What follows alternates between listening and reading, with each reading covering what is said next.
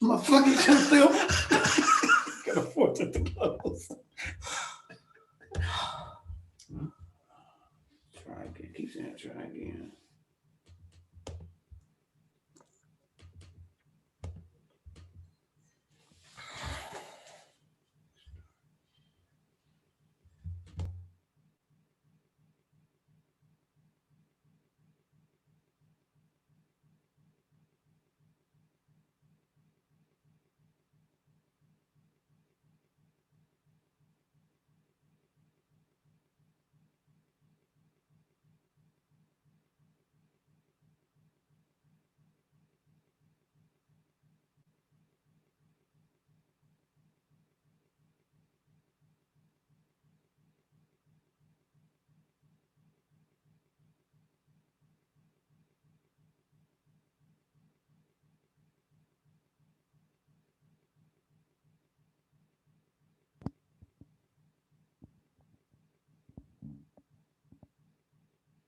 Yo, Lance, turn your sound back on so we can hear Tony fall again. That nigga said it, didn't it? Look here, grasshopper. Where's this at? Where's this at? Where's that picture at? Yeah. Hey, Mike, where you and Stepman at in that picture? Oh, my living room. You got your vacation shirt on. Yeah, man, every day's a vacation, baby. I like that. Look at Lance, where you get this Tiger King wig from and the tiger. That's funny as shit. Oh shit. Let me get this one. Yeah, that's the same shit. But so right here. So pressing how the power button to the screen goes back. Let's try that first.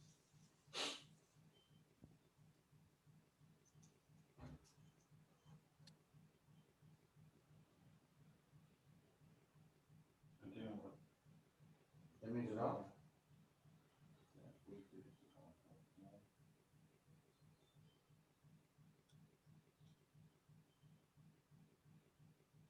No, so the dick off. For it to do that, it had to be off. Yeah. Unless you did something like, but they don't usually do that to come back on. I know. So you just Like like you before just down the shutdown. whole. Yeah. And then if we got like force the apps quick, then you hit command and learn some other shit. Let's see if this is.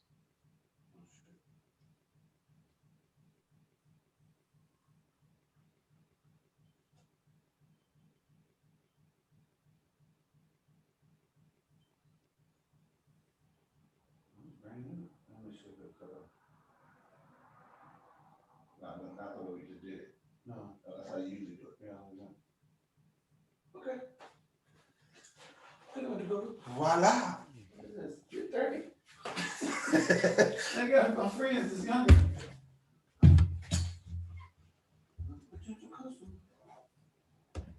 What happened?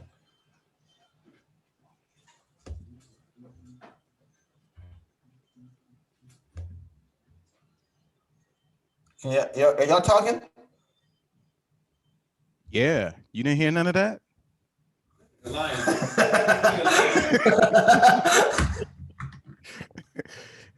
We said hella.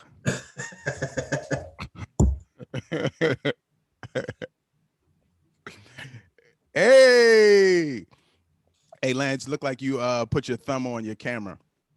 Again? Yeah. No, BT, no, we can't hear you. I thought that was a gag you was playing. Nah, we can't hear you. Nah.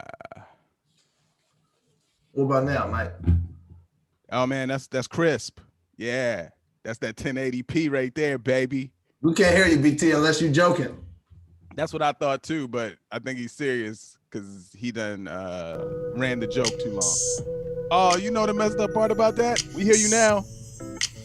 Yo, BT, what's crazy is, yeah, then you turned it off. No, you're off now. When we heard the music, Hey, Lance, I told him to put, I told him to put on the beats like 10 minutes ago. Oh. Apparently he did put on the beat 10 minutes ago.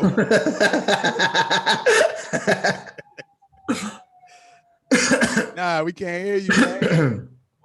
Nah, man. Can't hear you. We heard that beat when you hit that button, though. Yeah, man. It's probably in the auxiliary when it should be in the HMDI instead of the FJ76 4.59. We hear that? Take it off of that. Oh, no, the echo is back.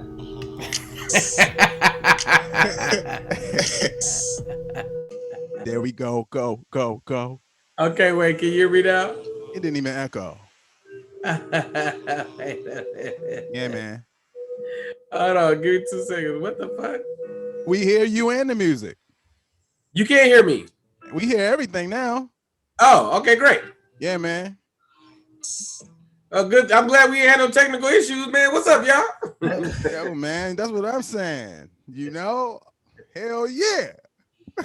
That was smooth as it gets. I don't understand what that is, man. It don't give me no issues on nothing else. It just be this Zoom specifically. Yo, man, don't bring in that energy. It's Lance's fault. Not today. Don't bring in that energy today, baby. I'm gonna tell you what. I've been getting blamed for stuff all week, man. Y'all know, it's my energy. It's fuck books, man. You surrounded by them. Come on, man. This is a whole thing. Nah, these are all books about how books ain't shit though. Ooh. Oh, say less then. Yo, that's heavy. What's good, John? Yo, all these books say shit like, don't read me. Ain't shit in here for you. You don't need me. Don't read. I'm lying. Yeah. And again, it's me, book.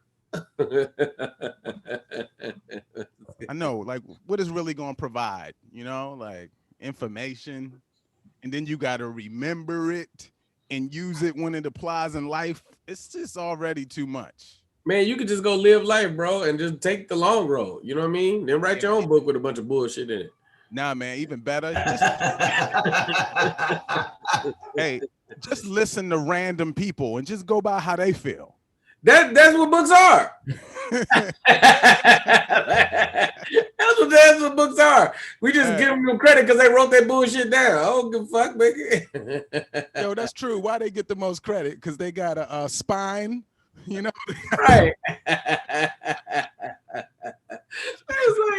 It was like I don't know what I was watching the other day. They was talking about how like a lot of books from the past is all suspect anyway because women didn't have an opinion. It's like they weren't allowed to say shit. Shut up, bitch! You don't know what the fuck happened. So anyway, man. So I threw the football 300 yards. You ain't gonna believe it. That's hilarious, right? Yeah, man. It was really like 40 yards. Shut the fuck up, girl. You don't shit. You go in the kitchen. Yo, but if that happened though, you know how guys are, man. He ain't gonna give her no credit, but when she leaves the room, he's like, she probably's right. Right. Yeah, but Mike, that don't go in the book. He still won't put it in the book. It never goes in the book, bro. Yeah, as far as I'm concerned, man, give or take whoever's taking in the information and whoever's telling the story all makes it all suspect, bro. Damn it. Fuck books, man. Well, with that being said, man, welcome to the Black Tea Podcast, everybody. Episode. No. You didn't switch it down. No, hey, man. I saw it. Yeah, you saw it? Yeah. You got to do it right. Let's go. Right. Welcome to the Black Tea Explosion, you guys. Whoosh. You got no sound effects? The Black Tea. I know, man. We need a sound effect button. We need a woman go. Hey, man, look, hey, BT, if there's anybody that got access to that, it's you. I think, man, we should get one more box, right? But it won't show up in the thing because when the camera not on, it'll just be in the background and nobody will see it. But that could just be we just speaking of in the background. You know what I mean? Done. And she can say less. Yeah, man. Do all the drops and stuff in the background with the sounds like Lance was Winfield, and you just hear it, but they don't see it. Yo, man, that might be the state of the art new wave, Hey, it's the next level, baby. Yeah, man. Episode 21 right here on a very special holiday episode of the what the hell? What the hell? What the hell, Tony? It's never ceases to amaze me. Yo, man. This dude don't got a inside voice. You know what? If I thought the information was good, then I'd be like, oh man, let's listen to it. But he ain't talking about shit. Nah, He ain't talking about shit. He'd be like, man, Captain Crunch and Applejacks, I don't know. that'd be the problem too. It'd just be hella funny though. So you kind of wish it'd you be would hilarious, nigga. Yo, you'd be like, oh man, that just made my day. You just making people's days. Man, the other day I saw a turtle moonwalking. Wait, what? What? Oh shit. Yo, that's crazy. Hey man, hey, shout out to the Black Tea Experience Explosion. You know what I mean? I'm Lance Woods. You know what I'm saying? And we out here, baby. We out here, man. Shout out the Bobby Brown of the group, young Tony Roberts in the background, man, kicking it. What up, though? He heard you said, look, man, tell him to shut up. Tell him to don't be cruel.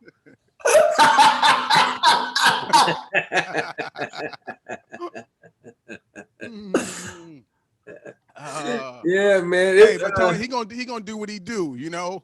I had two very specific questions for y'all. Okay. Hey man, you just stepped on it's his prerogative joke. Oh nah, go ahead. You still gotta let it fly. Yo, man, he just gonna do what he do. It's his prerogative. Did you get there on time? The truth about a Tony is he's a really funny guy.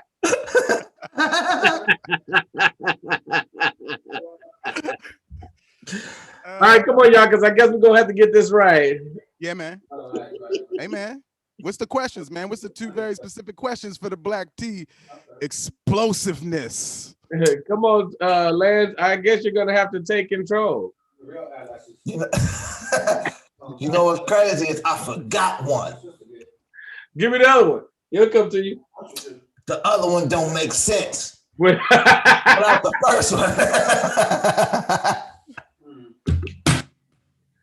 Hey, all right. Well, Lance, as soon as it come back to you, cut me off. But man, how do y'all feel when y'all get approached by like the do y'all get approached by the MLM people? Like the multi-level marketing people? Like when they call your phone randomly? No. Like the people that be doing the you know, so I got this business I would like to talk to you about, you know. I have this clientele, and if you guys like Prime America type stuff. Yeah, retire early, you know what I mean? How do y'all feel when it happened to you? Man, that's I feel like they approach who like I don't wear suits. You know, it seemed like it would be more likely that you would get approached because you look like someone who could probably contribute to the business, man. And Yeah, they ain't really hitting me up like that. The last time it did happen, I was on my way to somebody's graduation, I think, because I was dressed up. And hey man, there's somewhere clearly that you're going with this. This is yeah, no, but it's just funny, man. It happens to me all the time. I get it all the time, and I can see it. I used to do these kind of businesses, so I know how they work. So it's always funny when I can see the approach coming from a mile away, and I'm just waiting for them to admit that's what they're doing. It just be taking a while. I'm like, but what we talking about though? No, I'm gonna just call you, man. So I say, well, what's it about though? Like, what are you calling me for? Like, no. I'm gonna hit you up and we'll talk about it. The real question is, what's the furthest you ever went with one of those? I've always done good. The reality is the outside of popular belief, the businesses work. Like all of them, like Prime America, Herbalife, they all work. But you got to work them. This logic where they're just like, oh no, you kind of make your own schedule and fit it in how you need to. That's not really what it is. Like if you put the same amount of energy into anything that you put into that, you're gonna do well. That's where it all gets lost at. And it's just, have you ever done one, Mike? Hey man, no, actually I did, but I didn't try. But I was doing one of them because I heard about it, and then it never worked. So I never even made it to one. You know, hey man, is this the same? Because I did this. I sold rainbow vacuum cleaners with this Mexican guy for about 3 weeks. As close. We was going door to door, man. The people's houses showing up. Selling them Kirby's. Yeah, man. We had ours was rainbow. We had a rainbow vacuum cleaner, man. And this dude, he had it like he was snazzy, man. So I'm like, oh, he really selling these vacuum cleaners. This could be me, you know, man. And it was early in comedy. So you know how that goes, man. Sometimes you gotta, piece a couple things together so you can, make it work. So I was like, all right, I need money from this and that. And yeah, man, I was out there. Now, again, I didn't make it to one. I never sold a vacuum cleaner, but man, Imagine the feeling, bro, if you would have got one vacuum off and you would have got paid from that. You might not be here right now because one vacuum might have made you feel like, yo, I could really do this. Yo, you be on your Will Smith and the Pursuit of Happiness. Pursuit of Happiness, but because I mean, I it's really outside of like that. The businesses work. I have made good money in a few of them, so I get peaked all the time because I'm that type of person. But because I know the business, I can see you coming from a mile away. And once I realized like you can apply the learning and or the understanding to really anything, like no, I could just apply this to comedy or taking pictures. You can apply it to anything, bro. It's like, no, so listen, all you got to do is set out 4 hours a day. And then, if you just do that every day, you'll be making this much money. I'm like, yeah, but I could do that. I can use that 4 hours for anything. I can use that 4 hours for anything, bro. Like, for legit anything. So it's just like, nah, I just don't want to. I just don't want to spend my life talking about that. And then it became an issue more for me when your friends disappear. That's the reality. You saying they disappear because you don't have time because you spent your 4 hours doing stuff that nobody else is doing? No, because like if I call you and be like, hey man, Mike, I want to talk to you about something, and I trick you into coming to some meeting, and then you just sitting there like, you start looking at your phone every time I call, like, man, in there on this damn just old bullshit like that. It became a problem for my actual network because that's what they want. It's really just about going through the nose. Like you got to go get to the nose as fast as you can so you can find your answer. Like talk to 10 people. 9 of them said no. 1 of them said yes. Cool. Lock them in. Cool. Talk to 10 like that. It's just like you could apply that shit to anything.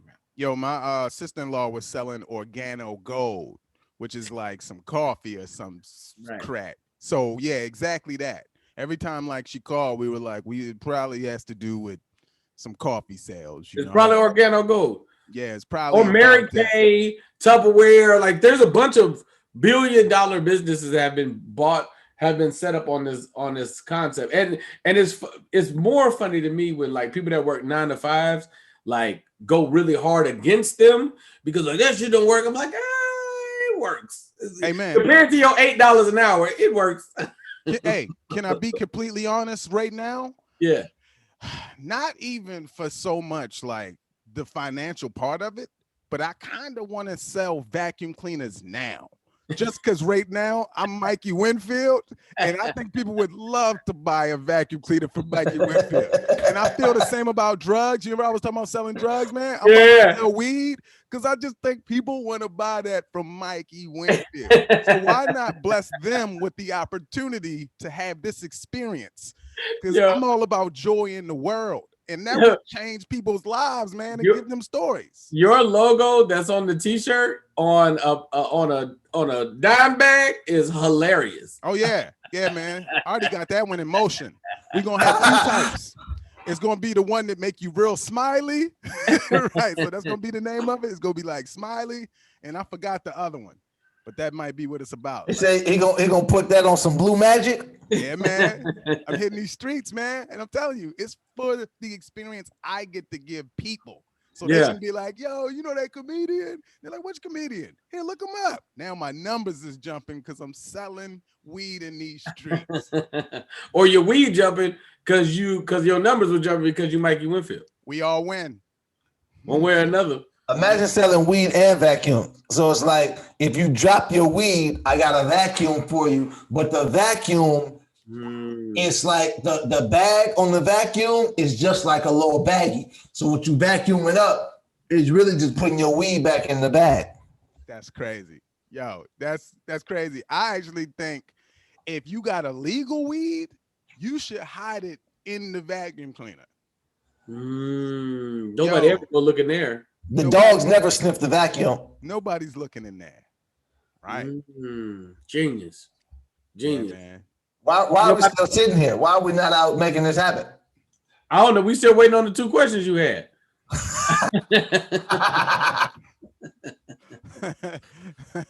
Okay, so check this out. This is a different question, but this is something that's interesting, and we probably gotta, you know what I mean? I kind of want to watch how I ask it, but how do you feel about Vanessa Bryant speaking to Meek or speaking towards Meek Mill? Did y'all see what she said and all that? Yes. I only saw the clip that said lack of tact. I didn't read the article. I think I saw. It wasn't. She just put an Instagram post up and was basically, she was like, if you a fan of my husband and all of that, that's cool. But she was like, I don't know your music. I don't know. She's just, I don't know your music, but you know, I don't like that. Basically, she was like, yo, that's disrespectful. Yeah, and she was really respectful in her sternness.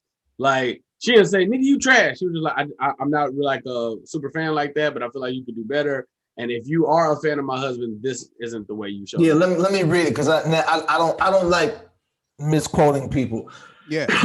Especially when you talk about something like that. She says, Dear Meek Mill, I find this line to be extremely insensitive and disrespectful, period. I am not familiar with any of your music, but I believe you can do better than this. If you are a fan, fine. There's a better way to show your admiration for my husband. This lacks respect and tact. All facts. I love it. I love her setting up for him, even though he's not here anymore. I love the delivery. Because she, and mind you, Vanessa ain't really been letting anybody slide. Anybody say something, she's been consistent and like, yo, listen, just don't say nothing. Like, it's fine. Just don't, like, I'm defending him and his honor while he's gone. I think that's a beautiful, beautiful space. I like the shade. I like the shade. Just let me throw this in there that I don't listen to any of your music. Just so you know why I'm writing this. This was brought to me. Right. So just so you know, I've never heard Dreams and Nightmares. I don't know none of that shit. Hey man, but I don't feel like Vanessa's running around listening to Dreams and Nightmares. I don't think so either. And I mean, like, you know what I thought about, man? As this, we had the discussion a little bit already about this situation. I just feel like I can't really come up with too many people that I put in the space of Kobe and how much of an issue it'll be by so many dynamics, but probably most importantly, LA. Like, it's a LA thing. It's a LA thing more than anything else. It's like the major media market is here, and if this city wants to push a narrative, they have all the capabilities.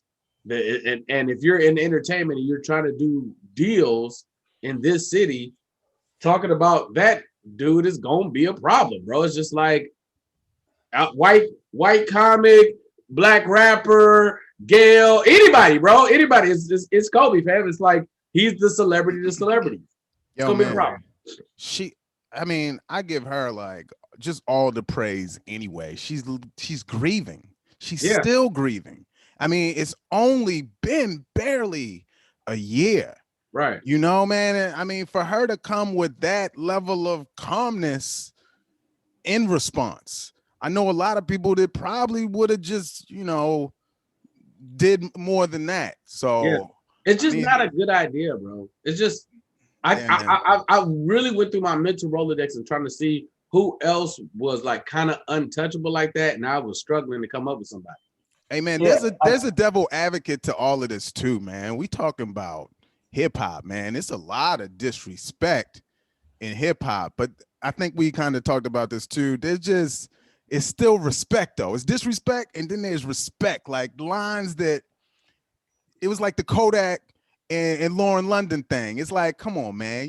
Tell me if I'm wrong, Mike, because you brought it up. Wasn't Meek the dude that said this ain't okay? To Kodak? No, that was T.I. Is that it?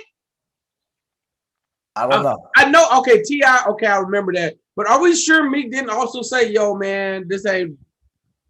I felt like Meek was also one of those same people, which would make this extremely hypocritical. But I feel like he would have had a comment. He's been talking a lot lately.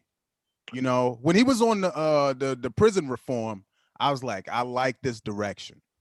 But then, man, all the shenanigans and all the other jet ski stuff, and it's like, man, Can we talk about it, bro?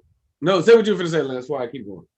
No, it's interesting because when I seen that Vanessa said that, I instantly didn't like it.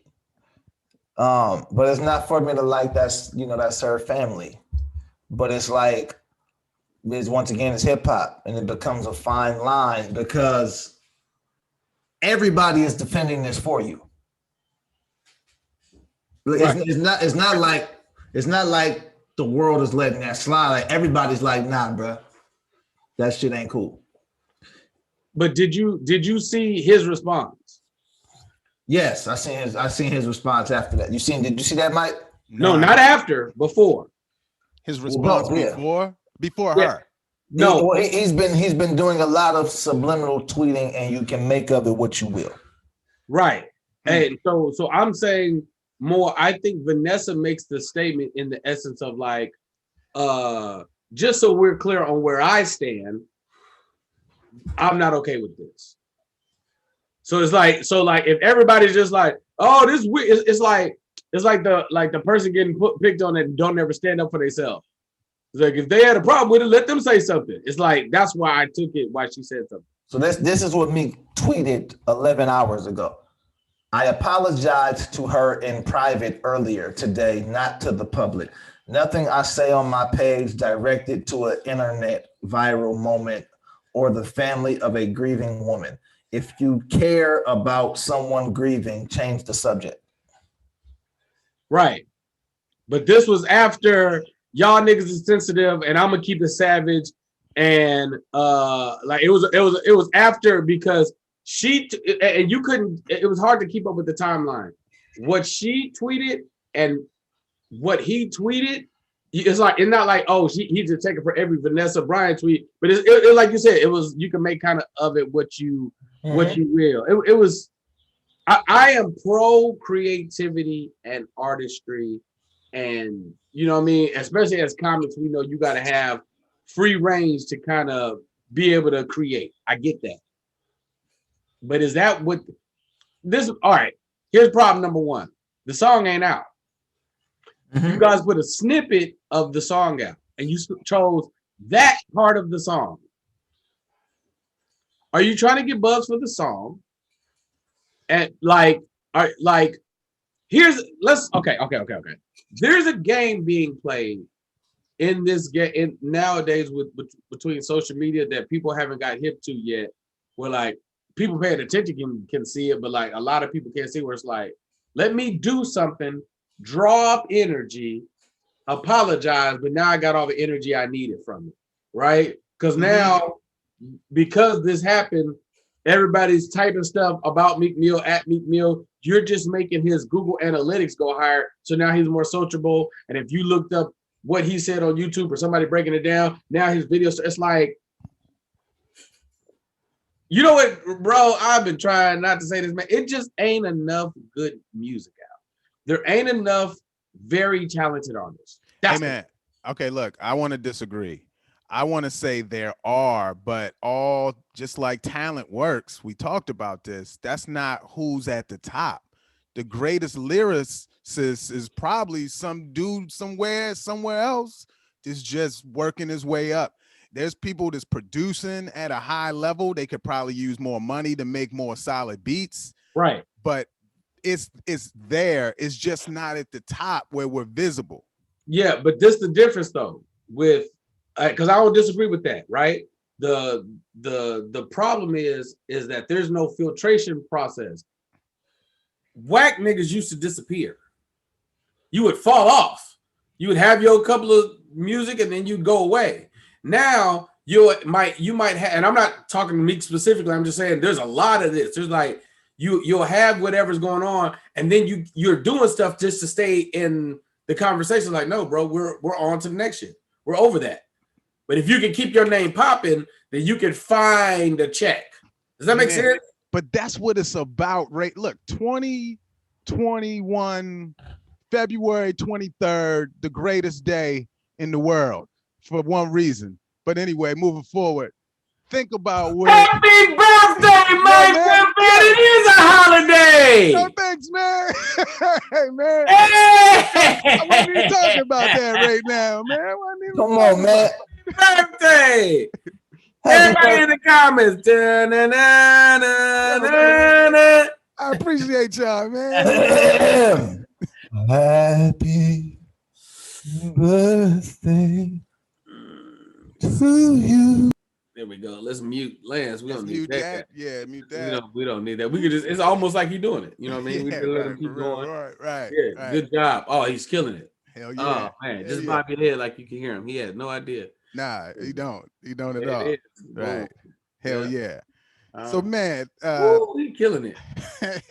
like I was saying, yo, he's murdering that joint though, man. Yeah, man. Happy birthday, man. Yo, appreciate it, man. Appreciate it. Right. Yo, thank you, man. Good job, man. Thank you, man. Thank you. Yo, Fantastic, man. extra dope. Hey, man, but what I'm saying is that's the music sale now. That's all it is right now is games in the street. It's not the best album unless you already, even if you already got albums up, man, you got to go do some crazy stuff, man. You got to say something about Beyonce and then be like, my bad, y'all. I was out of line for that, man. I don't know what came on. It was the drugs. And then you like, it won't, blah, blah, blah. And now everybody on you talking shit about you. Oh, yeah, man. My joint come out Thursday. Right. So how do we switch that? Right, because like on what you said earlier, Mike, like even some of the artists that might be dope or that are dropping good work that aren't doing that, it get gone to the wayside because we're caught up with all the other stuff. Hey man, they need to pair with someone with numbers, someone that's going to give them a deserved opportunity. So if talent meets numbers, then they get to strive with more. More we visibility. Need record labels back. So we need record labels back is what you're saying. Well, man, what you said, they're not going away. You're like, this trash is here. It's not leaving. It's on the net and it's there. It's going nowhere. So the only way. Lance is always on to like a good album. Like he'd be like, you check this out, this is good. You check this out, this is good. I'm like, nah, I ain't checking none of that shit out. And it's probably good, but it's getting some mass. So it's getting.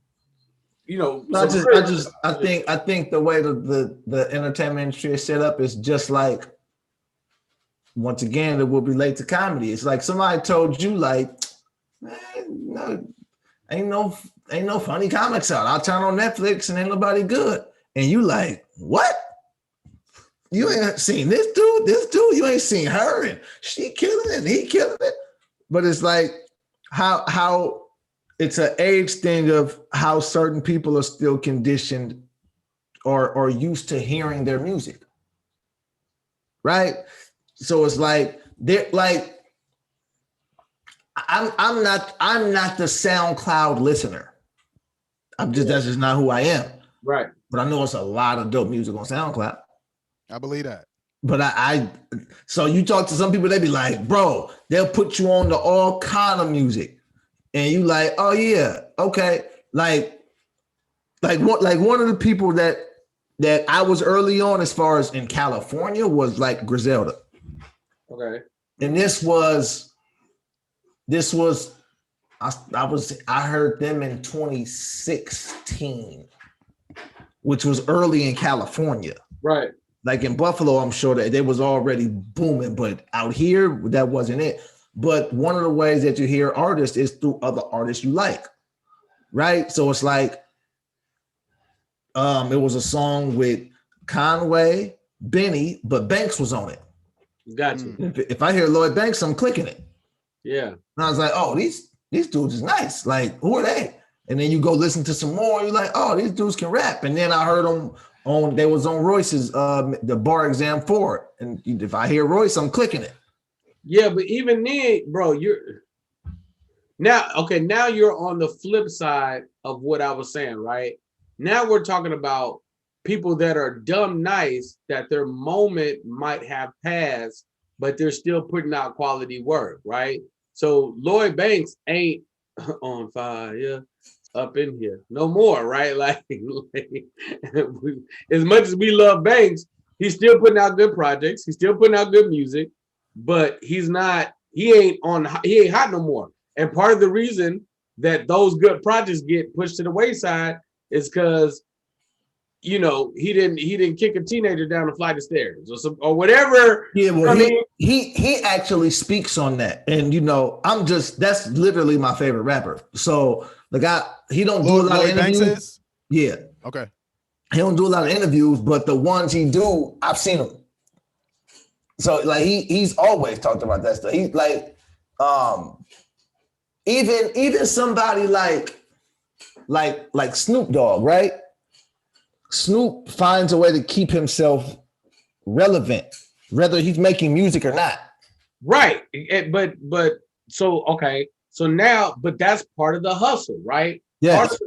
And this ain't just a music thing. This is like an entertainer thing, right? The entertainer thing, yeah. Yeah. Even with all the socialites, male or female, whatever. It's like people are popular for whatever reason they're popular for. So it's like you could get into a beef, you could get into some kind of random issue or some love and hip hop stuff.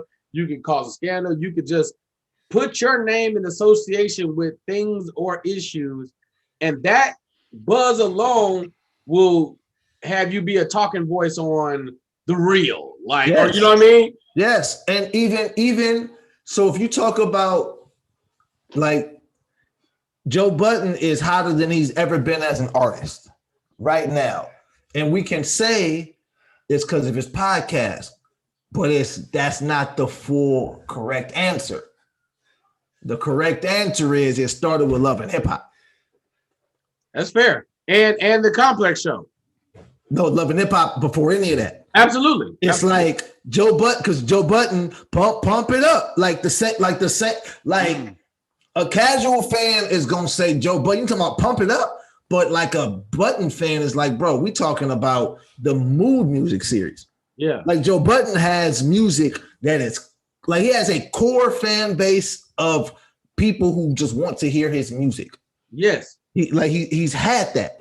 And it had nothing to do with his major studio releases. If you ask me about Lloyd Banks, I'm talking about the Cold Corner series, and I'm talking about V5 and V6 and Return of the PLK and Halloween Havoc. I'm not talking about On Fire, even though those was dope too. That was a moment, right? But it's like it's almost like the same way. It's like if you start talking about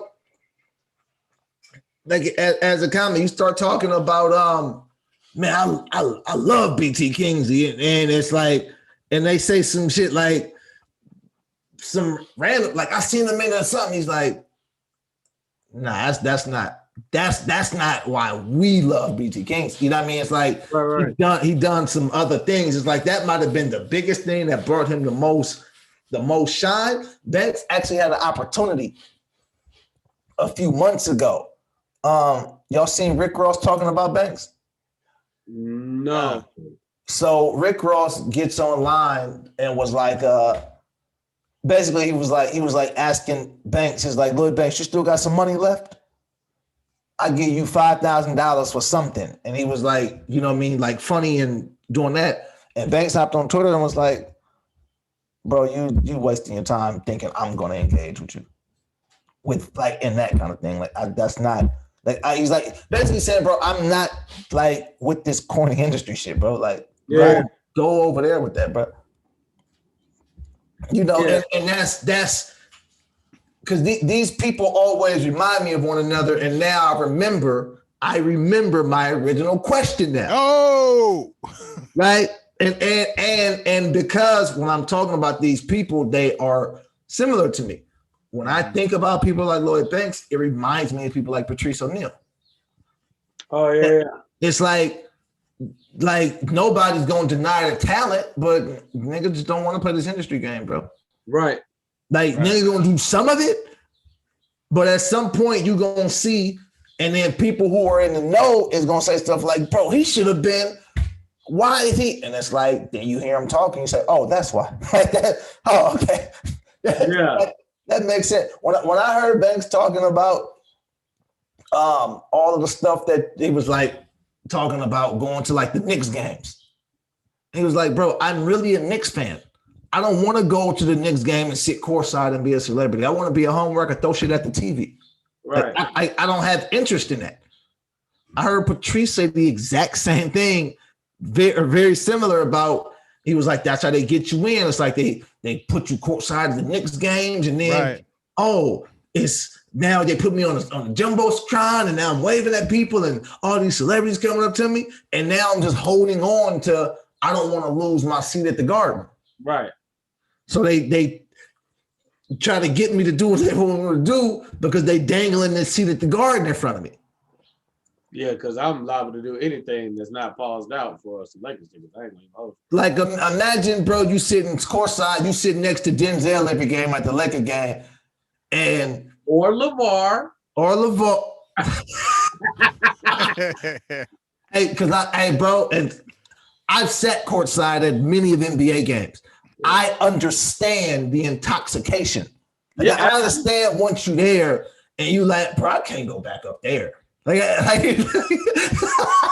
You're like, bro, there's no way I can go back up there. That's not possible. Yeah, allure. So right. No, go ahead. Go ahead. No, go ahead. I was saying, no, go ahead. Is it the same thing in comedy? Like, is it identical? I think so. I think definitely in entertainment is identical, right? But like, and so this is okay. The side note, if you haven't seen the Patrice O'Neal documentary, please go watch it. It's amazing. It's on demand on Comedy Central right now. Shout out to everybody that was a part of it and Von DeCarlo.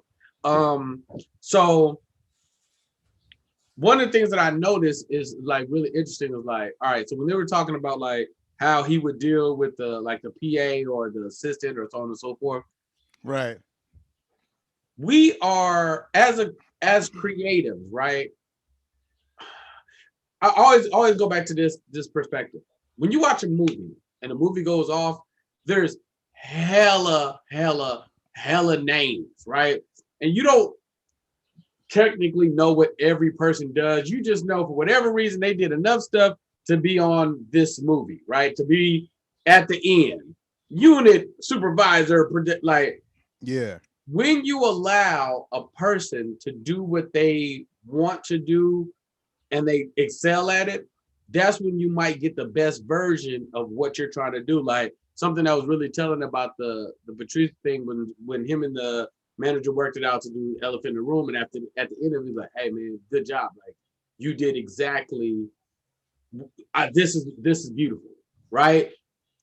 You don't always get to that point if you don't go through the stuff, right? Like you're working with a producer, or let's say you're dealing with a promoter or producer, somebody that you don't want to really deal with, but dealing with them might garner exactly what you need on the opposite side. So it's like that weird balance of like crafting exactly what you want to craft and going through whatever it takes to get that done. Mm-hmm. And it's like so like with Lloyd Banks is like, no, what's the goal for you? If the goal is just to put out music and, you know, give it to your diehards, and so be it. If the goal is to be able to tour and do bigger numbers and do a certain amount. Also, how much of this should I engage in? Should I do a video where I'm slapping puppies and then a few days later apologize? Like, I don't know what was going through me. I'm now in therapy for slapping them puppies. You know what I mean? It was just like his little floppy ears. The motherfucker was hella cute. I don't like cute shit looking at me, so I slapped the shit out of that puppy. You know what I mean? Like, Yeah. I'm changed. You know what I mean? And I'm not perfect. You know what I mean? And family fight. You know, like, Hey man, what's the goal, bro? is it possible to, like, I'm back to the Patrice thing. Is it possible that some people just aren't comfortable in like a co-star position? Whereas it's like they never gonna feel comfortable unless they the star or the boss.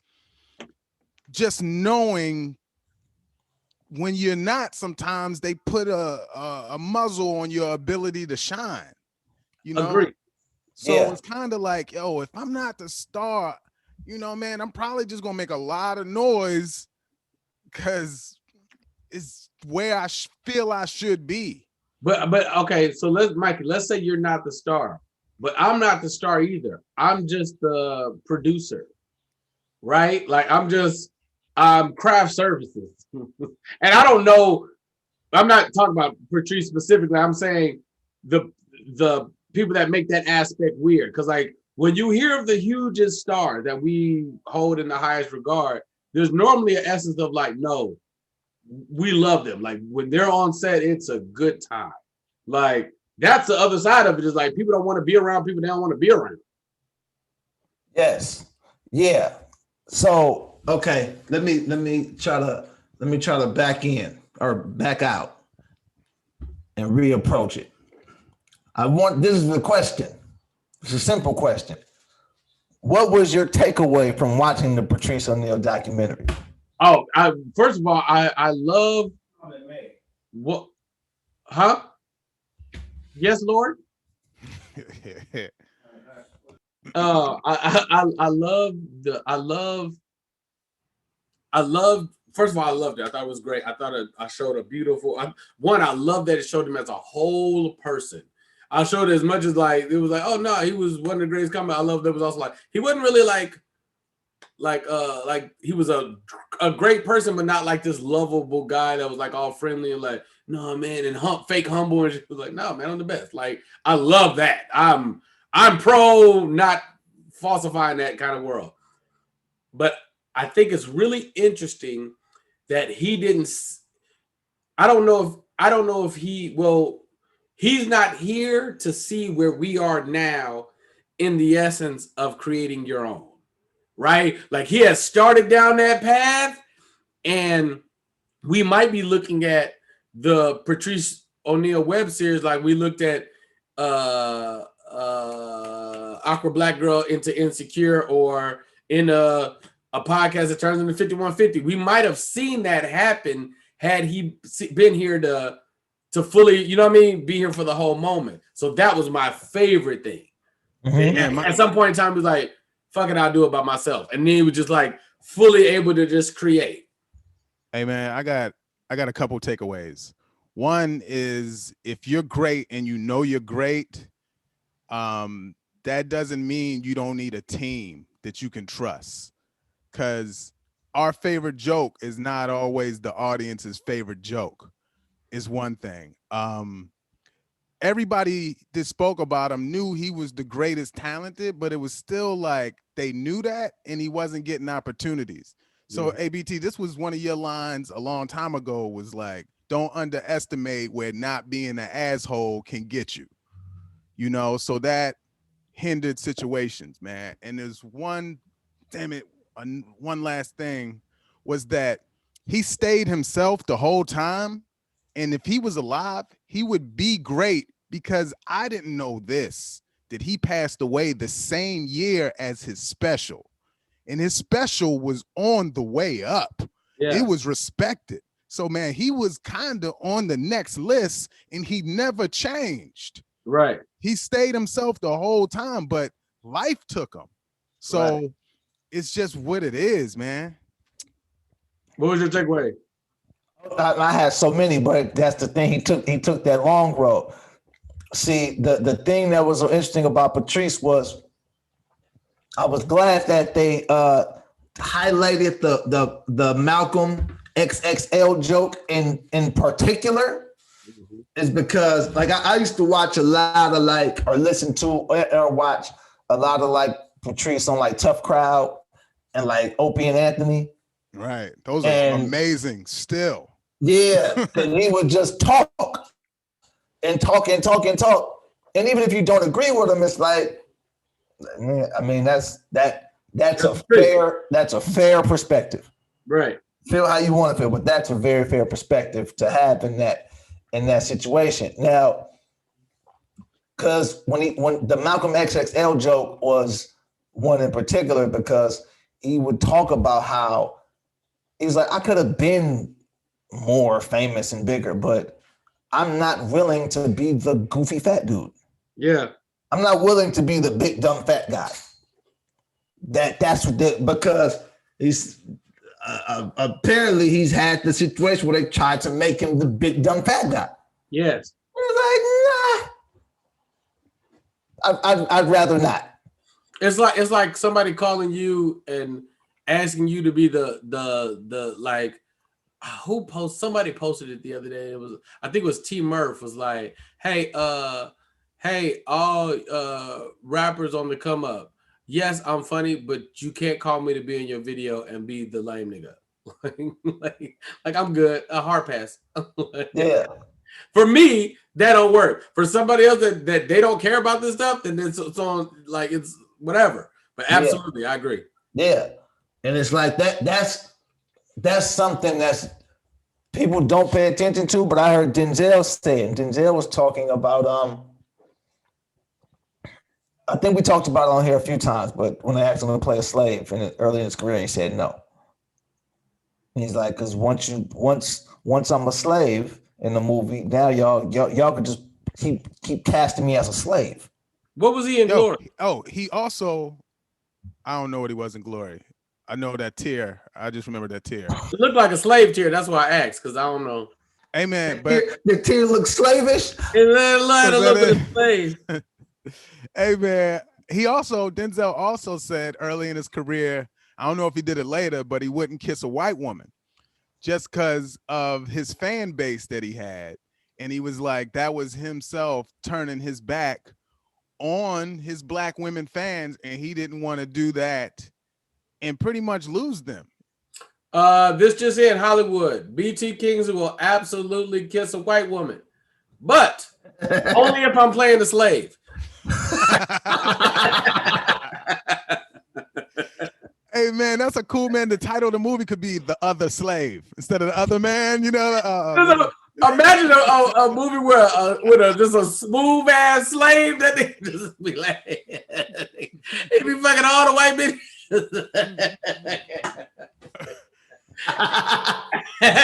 The slave Mac nigga, that be cool. Hey baby girl, you got to tell your boyfriend stop whipping your boy like that. You know. I'm gonna tell you something, baby. Hey, Massa be tripping, baby, but this nigga popping a collar, but he ain't got no shirt on. Yeah, man. She opened the gate for him to run, but he don't leave. It's hard to run in platforms. Hey, man. Yo, BT, just know platforms. Hey, BT, just know your phone gonna ring today. Hey, listen, man, what cut you the said check, was brilliant. Hollywood. Cut the check. My list of stuff that I won't do versus my list of stuff that I'm like, whatever. It's like all over the place, bro. Yo, man, you know they listening right now to everything you're saying you won't do, so they can offer it to you, so they can do a side-by-side video like, I'll never wear a chicken costume. Cut.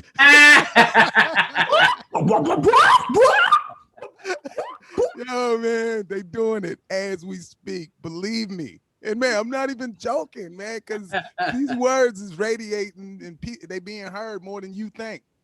Yeah, man, it's an interesting spot, man. Like, I'm very intrigued about just kind of where we are, but like kind of on the Patrice thing with the Vanessa thing. Shout out to man, like as far as I'm concerned, from my understanding and from Von DiCarlo had a hell of a lot to do with that happening. As far as I'm concerned, like it was her baby. I want to say I've heard her speak about it more than once. So for those that don't know, Von DiCarlo was Patrice's fiance. So for him to pass away and her still push the legacy, I think that shit is amazing. So like with the Vanessa thing, I see it the same way. Like, nah, Nike, Gail, Meek, Ari Shafir, hey, Lee, same thing like with Laura London. When Laura's like, hey, don't talk about Nip, bro. Like, don't talk about him. Right.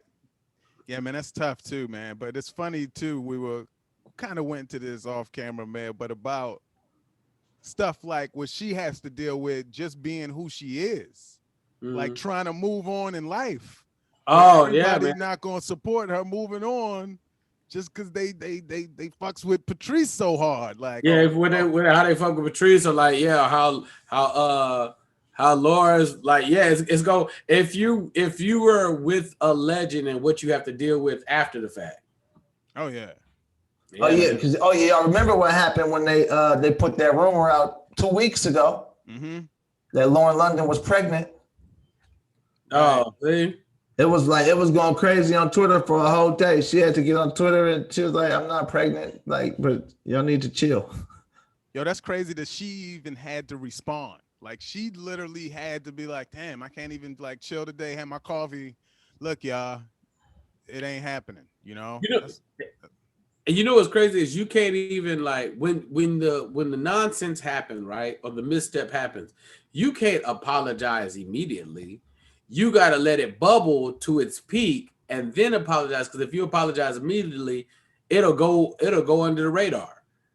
You gotta hit it when it's at its peak. You gotta, something got said. What? How dare you? If you say no, oh my bad, that actually wasn't me. They'll just keep going. And they'd be like, "No, you guys, I apologize about that." This was her tweet. This was on February 10th. Okay. So that's 2 weeks, 13 days ago. Woke up to some straight bullshit rumors, lies on a woman trying her best to heal. Please stop. I'm not pregnant. A lot of exclamation points in capital letters. Man, and bro, it's like this. It's interesting navigating this time that we're in, because it's like it's so beautiful and useful, but it's also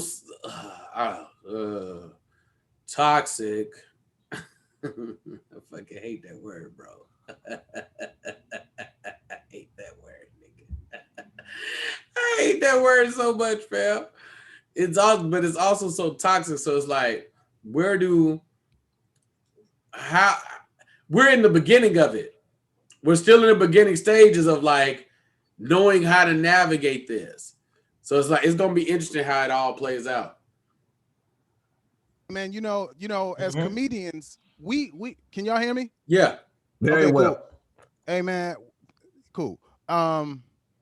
We say stuff. Comedians say stuff. So it don't seem crazy out of pocket when we're commenting on stuff, because we're literally commenting every day on some news or something. You know, when a rapper says something, yeah, they have voices and stuff like, you know, but it's like rappers are rappers, you know? So, I mean, to me, man, I'm still trying to figure out for stand-up, for comedy, you know, what is our path? Is our path just, you know, I don't know, man. I know what I want to do, and I'm doing that, and I guess that's what it is. But man, you know, you talk about like the clout, the ones that's chasing the clout, and they doing that for the videos, and that's what's in right now. And you can either choose to be a part of it or not. And you know, I mean, personally, I've made my choice, but I also know that, man, there's a naive side of me that says stupid shit from time to time, and I listen to it afterwards, and I'm like, damn, I really said that. So anything can really bubble. But bro, we're in it whether we want to be in it or not. Right now, we're having conversations about hot topics. Nigga. It's immersing our lives whether we kind of want to discuss it or not. Some shit shouldn't even be up for debate. Like, clearly Bow Wow's a legend, but like, we come on here and we have, like a full conversation about it. Oh man, I'm glad I remember. Okay. So that was the question. I feel like I was supposed to ask this if I didn't. I don't know if I asked. Just tell me if I did. Is Soulja Boy a legend? Yeah, you asked that. You did ask that. And y'all said yes. Not necessarily. We addressed it in episode 18.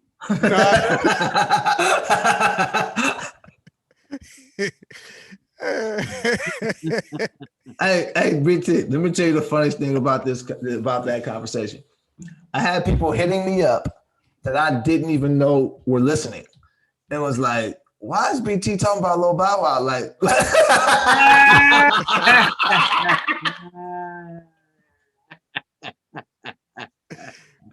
I was like, yo, is BT serious about that Bow Wow? That's it. This nigga's dead serious. It's funny when you be strong on opinion, but like, I ain't got no fight in it as a fan because I'm not like a Bow Wow fan. I'm literally just looking at the facts on the ground. Like, nah, legend, bro. But I'm not like, ooh, let me cut on that Bow Wow. No, this is what always is intriguing and interesting to me is because I understand it from one perspective. Yeah. And that perspective is, but if y'all calling these people legends, then I mean, why not? And I don't feel that way about him in particular, but I'm just saying in general, like it's even like I feel that way a lot when people talk about music and they say, man, that was a classic album. And I'm like, y'all saying this is a classic and this was a disappointment, but this is probably better than this.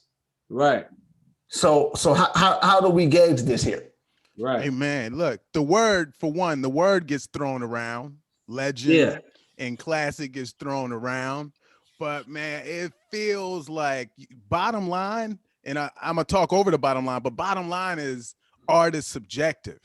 Mm-hmm. So there is somebody that listened to something shitty, but it applied to their life so much that they was like, yo, that's everything about that is me. You know, I got locked in the basement, even though none of the flows rhymed. I felt it, you know, man, and somebody felt it, and they like, that's the greatest piece of art God ever put on this planet. Locked in the basement. I was locked in. Locked in, right. I was locked in the basement. Locked in the basement. What about with the song when they do the talking at the end of it, and it's like, yeah, y'all don't know what it's like to be locked in the basement, but I did my time in the basement, homie. I was in there for 33 days, man. I ain't said a word. I ain't telling nobody who kidnapped me, apprehended me, none of that, man. You niggas ain't about that life at all, man. You know what I'm talking about? You niggas be out running around, but I was in the basement, man. Shackles on, man. You know what I mean? I did my time the whole time, man. I did with my head up, man. Now I'm out, man. Came out to stop me, man. You see me out here, you know what I mean? With my jewels blinging and glistening, you know what I'm saying? This came straight from the basement, you feel me? You niggas got it out the mud, but I got it out the basement, you feel me? And that song, Mary had a little lamb cut. In the locked in the basement. Locked in the basement. Yo, that's a hit though. That's jamming on one, bro. Yeah, man. So hey, that's it, man. It's like, yeah, man. Sometimes people feel stuff more, and then 100 people will feel the other one more, and it's just like, yeah, and it's like when it came out, when you were alive, like all that stuff counts, because like, bro, it's a hard fight to find an artist better than Trey Songz. Like I be having conversations with like older people. I'm like, are you serious? Like, for real? You think this is better than this? Okay, well, we just hearing something different. We just but the vocals, man, listen. You know a serious BT Kingsley question I have? I think this should be a regular segment because BT has some of the most. Everybody has opinions.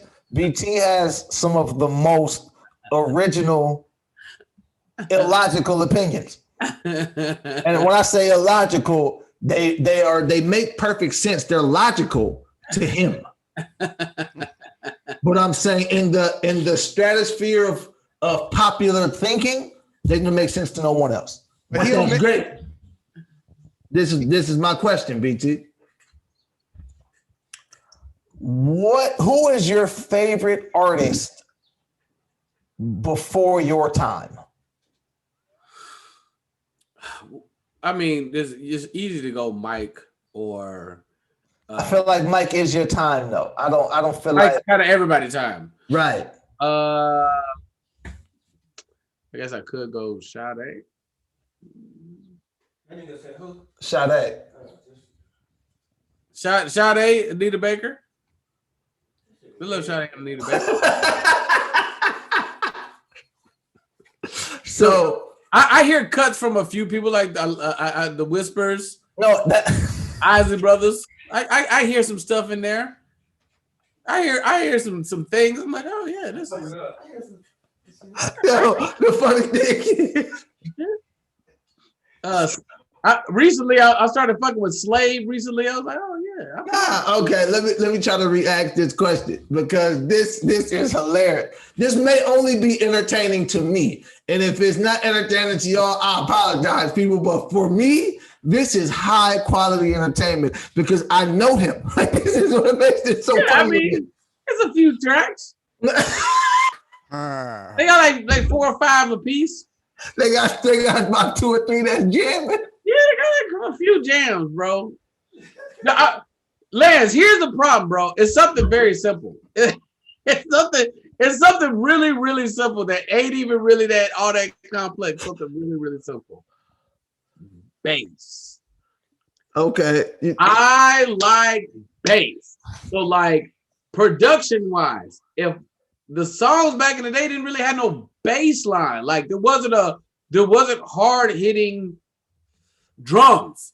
Like they might have a bass guitar, but like 808s wasn't really a thing back then. So it's just like, yeah, it's cool. So Let's groove tonight, it was horns. Share the spice of life. That's a cut. That's a cut though. That's great. Up this groove. It's all right. Yo, put that in the club right now, man. I bet you the place go crazy though. Absolutely. But if you get to them album cuts, you gonna get lost.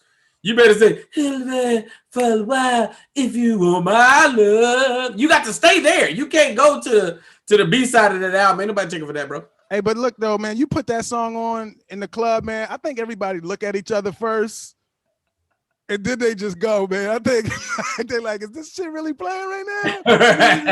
Okay. Mike, I'll go with you here. I have the opposite opinion. I think that Lance knows some old school artists, but he prefers the hot shit. Like when Lance be like, oh, I love Prince, he'd be like, I ain't got your money. It's like, nigga, everybody love this song.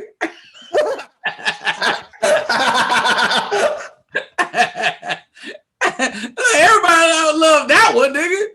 Hold up. No, this was because my question was a 2-part question. And like I said, hey man, this may just be entertaining to me. And I gotta accept that. This was the real question because I'm not talking about the cuts. I'm talking about an album. What album before your time do you love? You pop in and play from front to back. Because I know you got Trey albums that you love. The album. Yeah. That's what I'm talking about. Bro, that's what I'm talking about. All that shit is trash, bro. Ain't no good ain't no good shit before about 97, bro.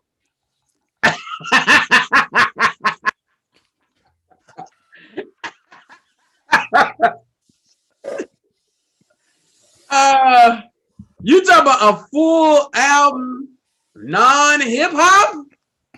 Non-hip hop. Woo, bro! You had and not Michael Jackson, man, bro. We are struggling, man. At least I can use that one, man. With today, you know.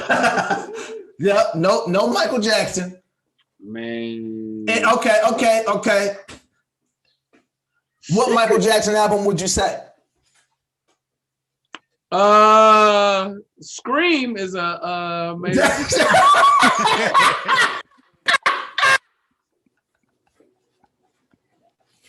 I know this nigga, y'all.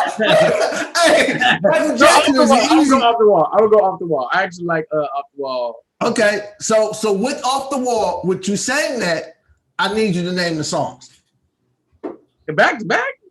I have never listened. And he hit him with the trivia. I need you to name the songs off the wall. Like what? No, keep looking at us. Keep your eyes down. Keep looking at us. So you can see my phone right there? No, you got 2 phones. Everybody know that. Shit. You got 2 phones and 4 laptops. Then you got PS7. You got too many ways to Google stuff. And 8 watches. Yeah. Because Off the Wall, like, what is your joints on Off the Wall? I don't have none of that. Nope. Oh, right. So, nope. So Off the Wall. What's the name again? Michael what?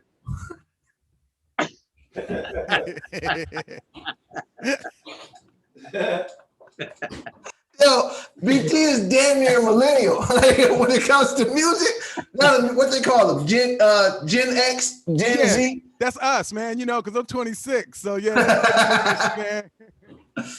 All right. Look, man. Look. If you play the songs, I'm going to know them. But just grabbing, bro, they ain't even really have, hey man, you gotta remember, bro, like they ain't even really had this shit on like tape and CD like that. Man, I ain't got no records, bro. I ain't got no records. I was listening to this shit on records, nigga. If it's not on iTunes, I don't know it, bro. But it's all on iTunes now. But I'm talking about that's what I mean. I'm talking about like going back and discovering stuff before you and like, yo, this is I love this. Every now and then I'll come across some songs. That's what I'm saying. Some songs. Like I could say honestly with the Whispers and with the Whispers and the Isley Brothers, I feel like if I deep dive into their album cuts, I'd be all right.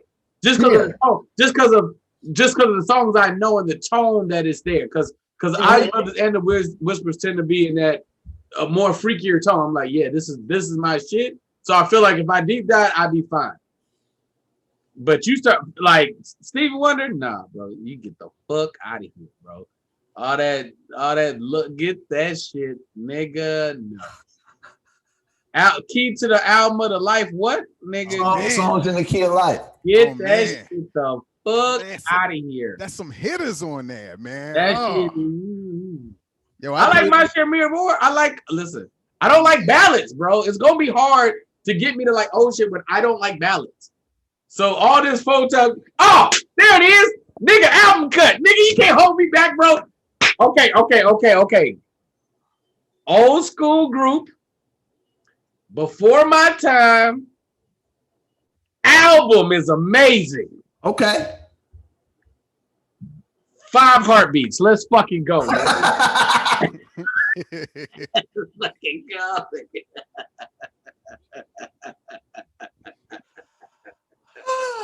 The 5 Heartbeats, nigga.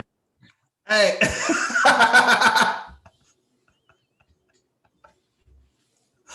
Did he go off to go see?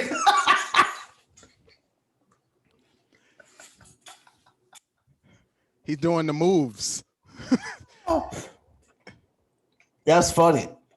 I know you dabble, Mike, with like music. Yeah, man, I dabble, man. But hey, man, I don't know. It's been said. I mean, if you going off the question, it's not a favorite. It's not a favorite. It's just it's this and it's that. You know, when you was like pick one favorite. No. Not a favorite. I was asking BT particularly because what he bumps. Yeah, not just know what he bumps. You know, BT don't fuck with nothing that like You don't want to hear that old shit. Hey man, last time, look at this. Hey, BT, watch how I plays this. Last time I was with BT, man, I put on I don't know when it happened, but I had put on Anita Baker. What was the song, man? Yeah. And I told her, man, I had came out to walked out the stage to that for like 2 straight weeks. That was like my shit, man. It was my opener. That was my joint. And I don't know the rest of the album outside of that track because I just do one track. That's it, bro. That's it. It's like gumbo, nigga. Gumbo delicious, fam. You got a little bit of shrimp, you get some chicken, you get salt, you get rice, you get broth. Don't they call it roux when it's gumbo? Oh man, you get the roux, you get the so wait, let's go look at this album, man. Let's go Michael Jackson, Off the Wall. All right. I love Don't Stop Till You Get Enough. I love Rock With You. Working Day and Night. This is not coming to me. Get on the floor. Working day and night. Okay, yeah. I fuck with Working Day and Night. Get on the floor.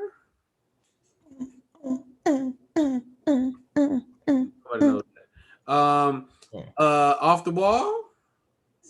Prayers up for the ghost. Nothing. Girlfriend. Hold on. You said you got nothing for Off the Wall? How's Off the Wall go? Love tonight. Oh yeah. I fuck with Off the Wall. Just enjoy yourself. Yeah, I fuck Off the Wall. What about Girlfriend? What is that? No, I don't know that one. I don't know if that was it either. I hate She's Out of My Life. I hate She's Out of My Life. I hate that shit, bro. Super trash.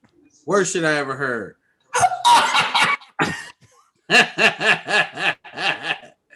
I Can't Help It. I got nothing for I Can't Help It. Help it if I wanted to. I love I Can't Help It. That's actually it. Yeah, I love I Can't Help It. What is it's the Falling in Love? It's the falling in love. Hard pass. Burn the Disco Out. Burn the disco out. Burn it. Disco out. Burn the disco out. Burn it. Disco out. You know that one. And you know what's crazy? It's like, bro, if you like you see Lance, you see I'm familiar because you're doing a smidgen of the song and I know exactly what it is. I mean, these songs are too big to not know. Okay, so let's go to what's this nigga name? What's it? Stevie what? I know all these. Let me see what's popping with this Song of the Life Key Life. It's a double disc. It's a lot of songs. Oh God, nigga, I guarantee I don't like all that shit. Oh man, you gotta listen to the words. The fuck? All these goddamn songs. Oh my God. Yo, Stevie be spitting, man. This is the album that they're saying is amazing. Yo, yes. It is. Yes. Love in Need of Love Today. You never heard that? I got nothing. Having Good morning, evening. You've heard this song. That's the cut. Like the real. I didn't know that was it until Lance sang it. Yeah. Love today. Maybe have a talk with God. Yo, if you feel your life's too hard, just go have a talk with God. Hey man, and look at this. On Stevie's songs too, it'd be a double disc, and each song be like 7 minutes. So it literally be the whole day. Yo, man, you gotta feed your soul. I miss long ass music. Don't y'all miss 7-minute tracks? That album would be 7 minutes. The whole album, 7 minutes. If it's Drake and Chris Brown, it can be 7 minutes. No. Contusion? That's the song. Sing it, Lance. Into contusion. Sir Duke. You know Sir Duke. I don't know that. That's a stupid ass name. I don't know. You know Sir Duke. How's her do go? Music is something and always will. That's a stupid ass name. You can feel it all over. It could be called. You can feel it all over.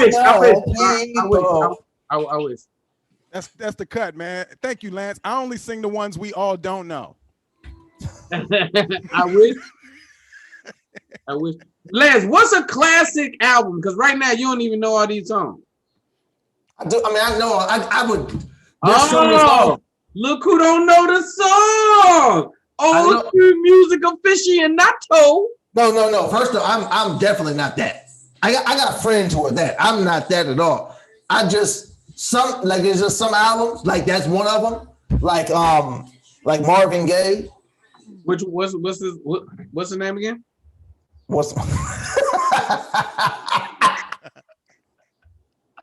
Marvin's Room is what came up on my shit.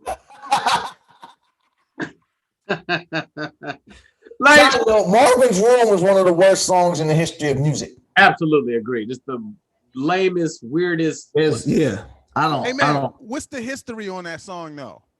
Fuck shit. Yeah, it's just a fucking player hating ass song. Yeah, but that can't be the first time that came out. It wasn't from another track and remixed and nothing like that. Nah, he did that all on his own. Y'all wasn't feeling that? Nah. They told y'all to feel it. That's what the streets told you to feel that song, right? They tried, but the logic, you do not speak down on another nigga name to get no pussy, bro. Like if you want to fuck her, fam, fuck her. But you can't talk shit about this nigga, and he can't talk shit about him, and he fucked up.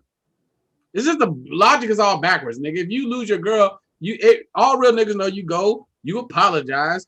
You change the necessary behavior for her to accept you, and you mean the apology. You don't say, "Oh, I'm just saying you could do better." What are you talking about, nigga? She was with you. She's doing better now. And I'll start hating only if you make me. Oh my God! Like you wasn't hating already. Yes. Marvin Gaye, what's going on? So look, I'm gonna tell you what happened when I pull up these albums. When I'm looking on Tidal, when the song, like them first 5, 6, 7 songs, I'm with them on the mishmash of who they are as artists. Right. Yeah, I know. Yeah, you talking about when the whole artist overlay come on, and it's their whole catalog and it's the songs you're familiar with. Absolutely. But you get 13 in, I'm like, All right. We got what's going on album by Marvin Gaye review. Let me tell it. This is just me talking. It's the most perfect album ever made in the history of music. I need you to listen to more Trey songs. All right. That's no way. All right. What's going on? I know that one. What's happening, brother? What's happening, brother? Oh, they still gonna do what we used to do. Nope. Flying high. Flying high in the friendly skies without ever leaving the ground. No. Yeah, man, I'm bumping this later for sure. Save the children. There'll come a time when the world won't be singing. Nope. Flowers won't grow. No. God is and love. the bells won't be ringing. God is love. Is it? Ooh. Oh, you said God is love? Yeah. I think is that Jesus? Don't talk about my God. God is my friend. Oh. Jesus is my friend. He made the Hell yeah. No. First of all, hack, because who wrote Jesus is love? Who's that? I know that one. I know Jesus is love. I don't want to play no more. No, mercy, mercy. I know mercy, mercy me. What is right on? You don't know right on?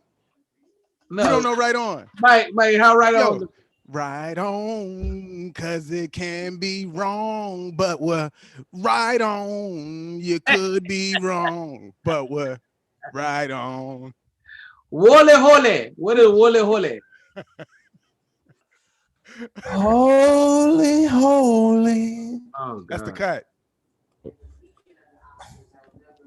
Yeah. Right. I know Anderson the Blues. Make me wanna holler I know that one. to my life. And then there's 3 like remixes. That's the whole album. It's 9 songs. Yeah, nah, bro. No, man. Listen. Fam. Yeah, that's a classic for sure. Listen. Yeah, man. I just added that one on the in the queue. No, add this one, okay? Why they spell Q like that? Y'all That's ask the yourself confusing that? part for me too. Yeah. Add this one, okay? I'm gonna skip the first song because that's an interlude. It's a message from Aretha Franklin, a legend, giving GOAT status to Trigger. All right. Just Gotta Make It is the first song. Cheat on You, second song. Cheat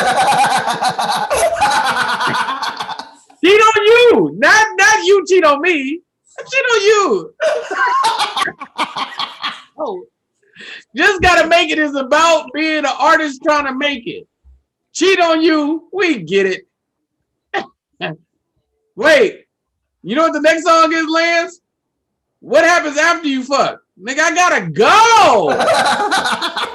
That's the name of the song? It's called Gotta Go. I don't want to leave you, baby, but I gotta go right now. Like what time is it in the day? No, keep going. Audience in the world.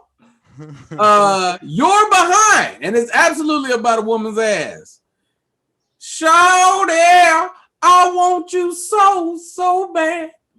You running through my mind. All I see is your behind. Yeah. From a woman's hand. That's him trying to do some Marvin Gaye shit. Kinda Love. Amazing. Coming for You. Interlude. Just Want to Cut. More Fire. In the middle. Oh man, that's pussy. Make Love Tonight. More pussy. You're on the streak. Hate and Love. Because now he done with that pussy.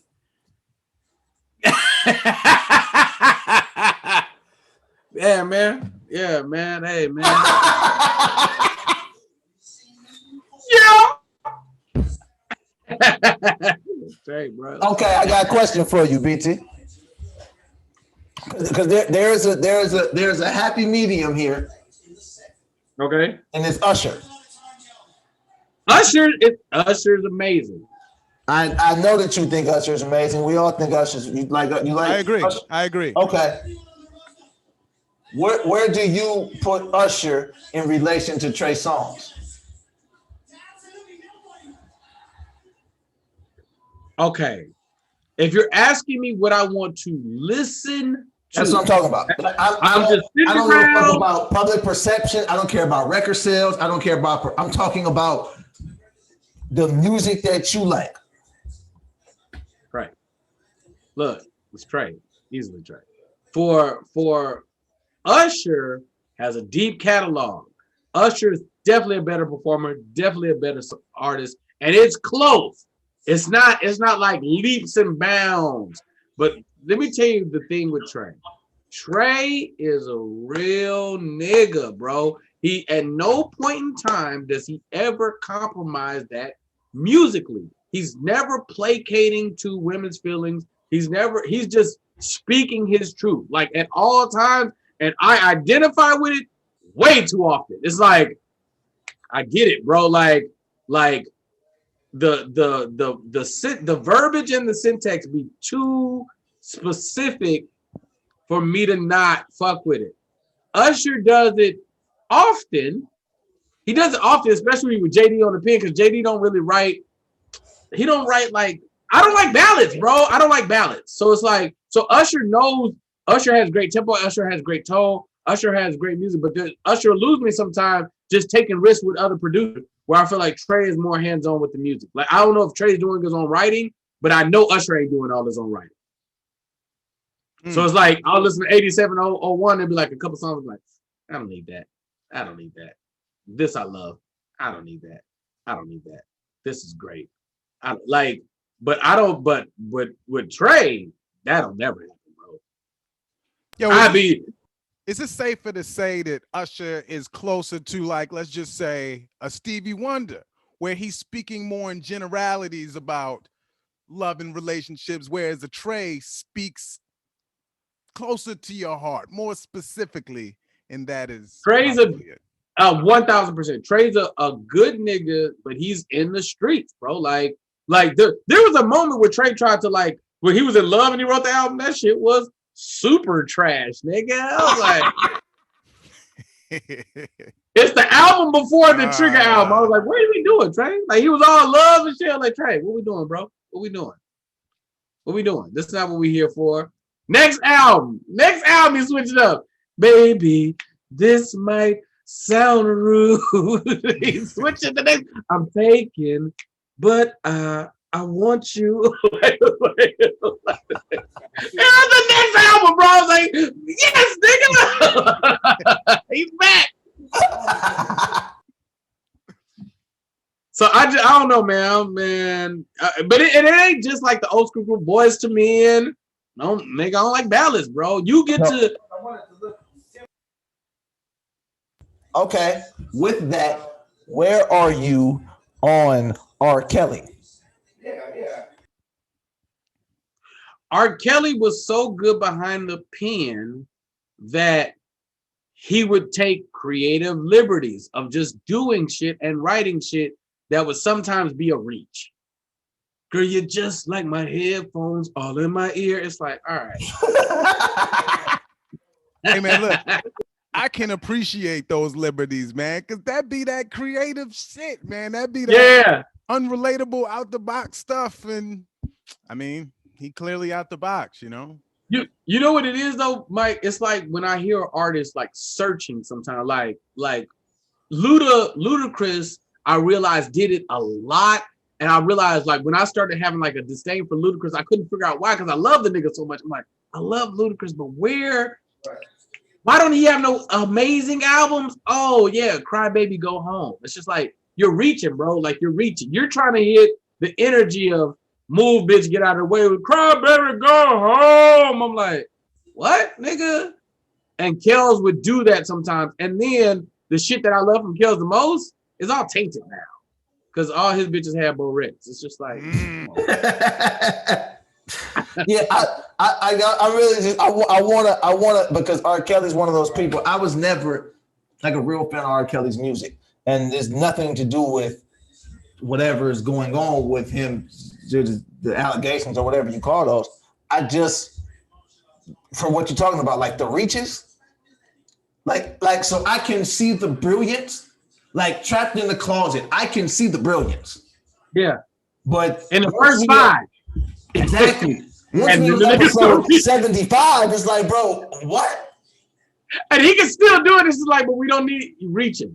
Now it's like a midget with cherry pie. It was like, bro, what is happening here? Gotham City. Oh yeah, it's like it's reaching, bro. It's reaching. Like. So someone could be too creative. They could. That's what reaching is. Yeah, you could go to. You could. It's like you're searching for good music, right? And you're not always hitting the mark, right? Because the reason we love artists is our trust for their ear, for what you hear production wise that makes you say you want to do this and or whoever's around you. So when you lose that shit, it's just like Genuine, right? When Genuine's with Tim, when he's not with Tim no more, it's like come on, man. Like Justin Timberlake took that nigga whole career. All them beats are supposed to be for Genuine.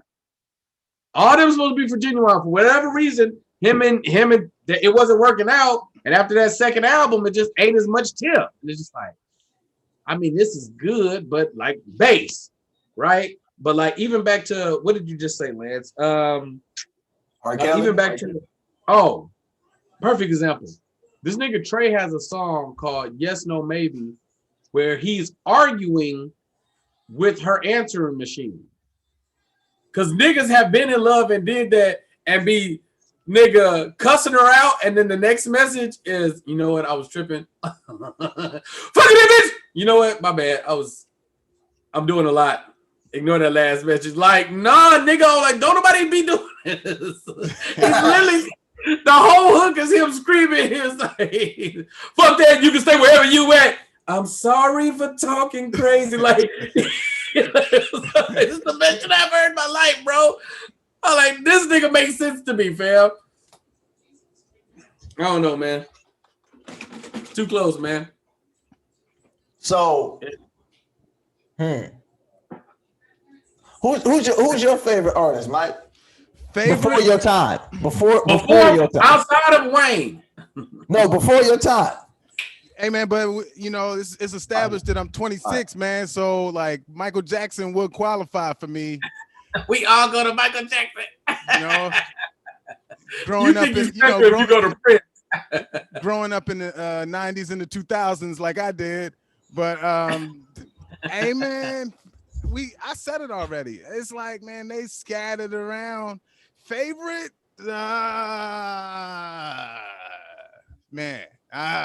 Yes. Nah. I won't give one a favorite, man. It'll just be like a top list. It'll be like the top list with guys you talking about before our time, Stevie's, Prince, Right, and the people that everybody loves. Yeah, man. I didn't get any in the underground singers from like the 70s. So Mikey, let me tell you how I got caught up. I caught myself talking about how much I love Sade, and a nigga talked about like, nigga, what Sade album is your favorite? And I was like, nigga, the best of Sade. That'd be the answer though.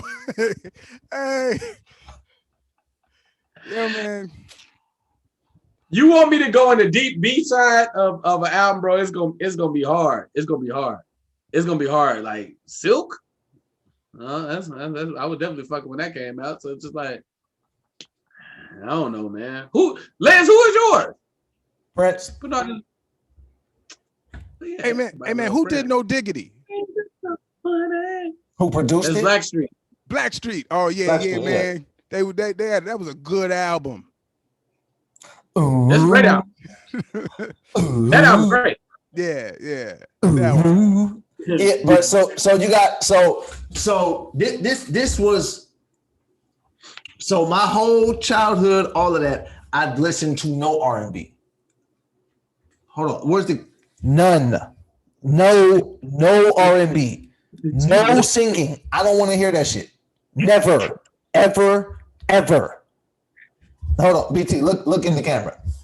Never, ever.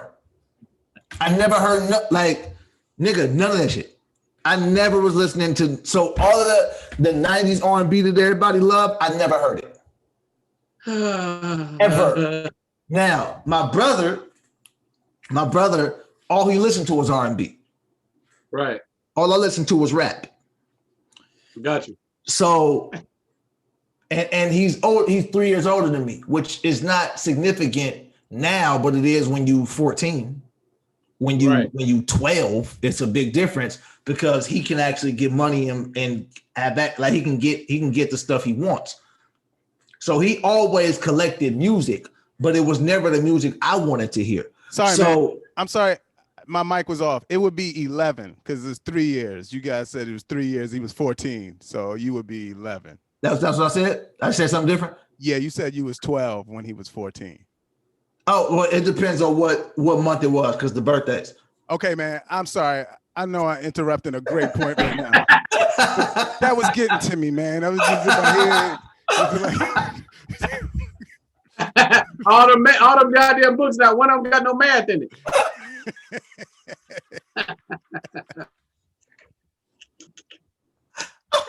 Not one arithmetic book.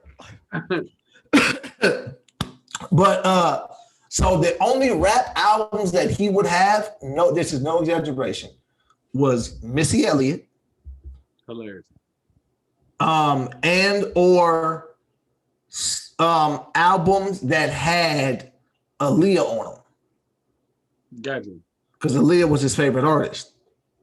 So like he'd have like Nas is like I Am because Aaliyah had a song on there. Gotcha. You feel what I'm saying? So yeah, like I was. So then it made me despise R&B music. It's like all this music, bro. You ain't got no pot, ain't got no cannabis, no Wu-Tang, no Snoop, Right. no SIBO, nothing. It's all this fucking Boys to Men. So, nigga, I literally started listening to like branching out with music when I was probably 23. Oh, so you haven't even got to the good shit yet. Oh, that's what's wrong with you. Oh, you'll be fine, bro. Listen. So look, hang in there, bro. There's a couple of hot niggas in the 70s, 80s, 60s, right?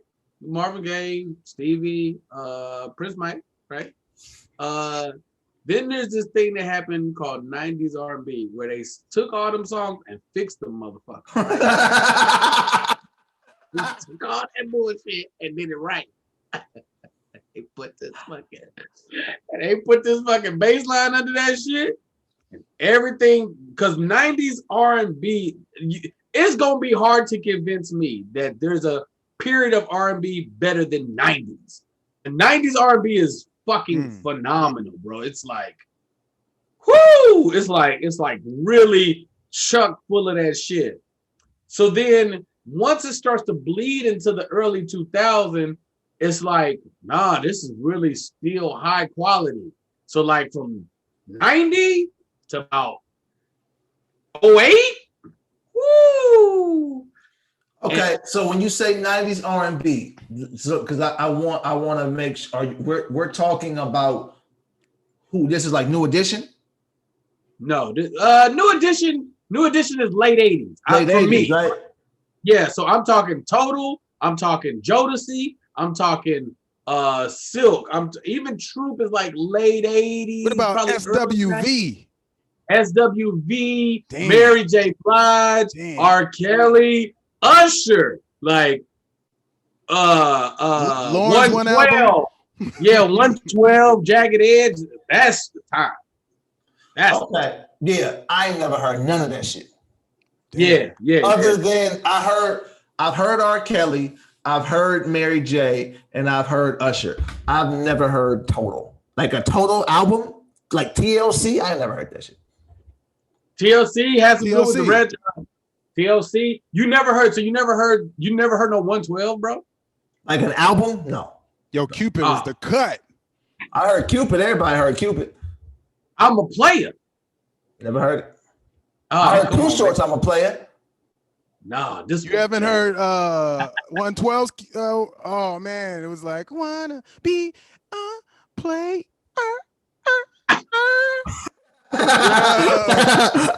You got to get on that joint, man. Hey, I'm gonna tell you, because like I said, bro,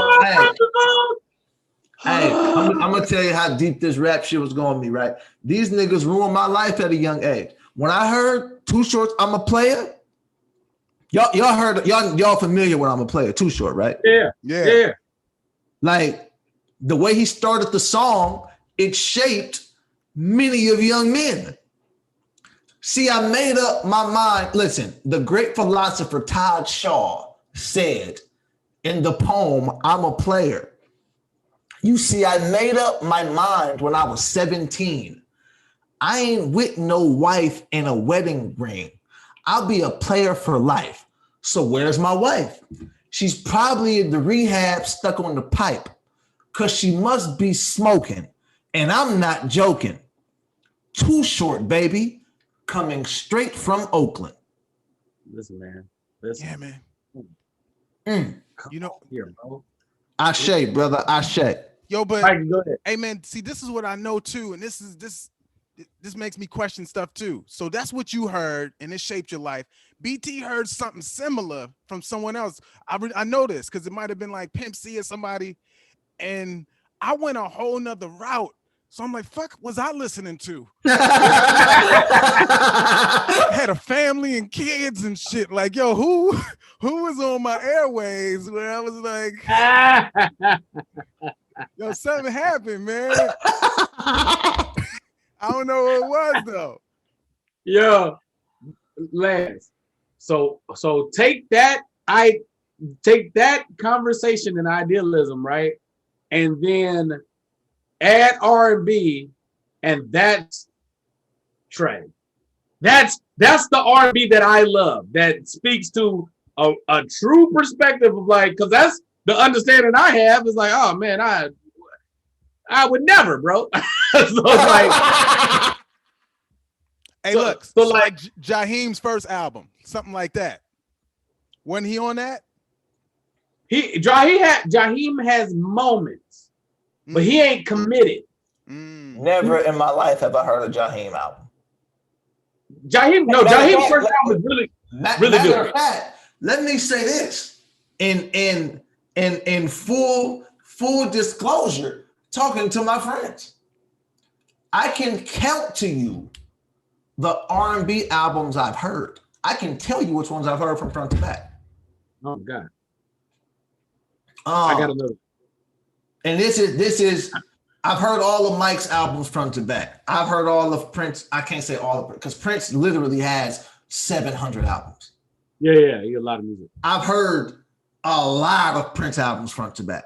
I've heard a lot of Steve. I heard Stevie. I heard Marvin. I've heard these albums front to back. But like the R&B, we talking about 90s going forward. And you said New Edition is not 90s? The 80s. New Edition, they're 90s, but they're also late 80s. Okay, so skip them. I've heard what's the Mary what's the 411? Okay. That's Mary J. The first Mary album. I'm trying to do it chronologically. I'm trying to start from there and then move forward. But that what's R. Kelly's first joint called? 12 play. 12 play. I've heard 12 play front to back. Then I heard the Chocolate Factory. Yep. Front to back. And then I've heard 8701. Okay. I have heard Future Sex Love Sounds. Nigga, I thought you said Future. I was like, wait, what? We belong to the streets. Future Sex Love Sounds. Okay. That's the Justin album. Yep. And then I can't comfortably say that because I was gonna say the first Justin album that Timberland did half and Pharrell did half. Yeah, it was Justified or something like Justified, but I can't say I popped that in, press play, and just let it rock. That's not being honest. Lloyd, Street Love, good album. Street Love. Is good. Her Street Love front to back. Incredible the way I feel inside. No need to try to hide. I would have went to Certified, but I think what you did there. Certified is good too. And then we got Confessions. Yep. The Emancipation of Mimi. Mm-hmm. Yeah, I got nothing more. 2 Bruno Mars albums. No. I didn't cross those lines. Yeah. Adele 21. No, nigga. I bet no it's white. dope. I bet it is dope, but Not talking about white. I'm just trying to have a full disclosure conversation. I heard Adele's 21 and I think it was 27 or 20. She got a 20s thing. That's why you don't like R&B. Get Adele out of here. I need you to go listen to the 112 version of I'm a Player. And then I heard one Chris Brown album front to back. Depends on when. It was hold on, I'm about to look it up right now. Just give me one of the songs from it and I can tell you. Is it young Chris or is it older Chris? Is it before after Rihanna? ooh. Because that matters. It's I heard Exclusive. That's right around the same time. That's Yeah, when no, you Kiss and Take You Down and With You and that was reasonable, but at later, Chris, for me, later, Chris is like, oh shit, okay, yeah, I'm like fucking with this. I know people like love Indigo Yes, they do. or like Happy birthday, Mike. that'll make perfect sense, nigga. For this, everybody in the chat say happy birthday, Mike. For Indigo, nigga. I used to play Indigo every VDJ when it was my birthday, nigga. I'll look it up. So look, no, yeah, that is outside of like songs. That's it. I have not. I ain't heard no Jodeci album. I'm a player, girl. I thought you knew when you started messing around with me and knew I wouldn't commit to you. Girl, when I do get ready to settle down, the first one I'm calling is you. 112 player is different. And it's like, it's taking, Kevin Samuels is basically making 90s R&B, bro. It's like, nah, nigga. It's like, it's that real perspective that dudes have that you may or may not share with women. But like when women are aware of it, so like, oh, this is also a present of mine. It's not like, so when I see dudes come on an R&B song, if you love your girl, nigga, that's fine. There's nothing wrong with love. There's something wrong with yeah, girl, you should just cheat on me. Like, what, nigga? Like, the fuck are you talking about? No nigga would okay this logic. No nigga would say like, yeah, that's what I think is the best thing for you to do. Not if, nigga, you would never okay it. You might, there's a world where niggas will forgive her after. This nigga would never say, baby, you know what you should do just to get back. Just go get some other dick. Just go fuck that nigga James. And never. Just like everything, you know what I mean? I fucked up so much, you should just go get some more dick. And I'll be right here when you get back. It's just like niggas ain't thinking that, bro. It's never happened. I'm gonna send you some good albums because that the Lloyd Street Love album let me know that there's hope for you yet. That was the one. That's the one. Out of all that shit you said, I'm like, Lloyd album. That's the one. Mikey, who you be listening to? R&B Damn wise? it! Hey man. Hey man, look, it be some random shit. Jeremiah lately. Okay. Shit. Hey man, I relapsed. I told you. I don't know if I told you. I relapsed, man. So the Lil Wayne shit has been plugging the brain on some negativity, but that ain't. You know, I listen to the singing parts of the Biggie shit. You know, player hater. You know what I mean? That's where I would get my R&B from. I was like, I'm listening to Biggie, but Faith is on here singing, so we good. Right. Yeah, I got that, man. Shit. Yeah, man, we like right there with it. Yeah, that's where I'm at. Oh no, I heard B-Day too. That's Beyonce album. Yeah. B-Day? Yeah, I heard that one. No. Yeah. And I heard one of them Rihanna albums. No, I ain't hear front to back. Never mind. Trey, bro. Day 26. 112. Day 26. And you're staying firm on this day 26 thing. It's not a game. Hey man, hey man, that's my homework.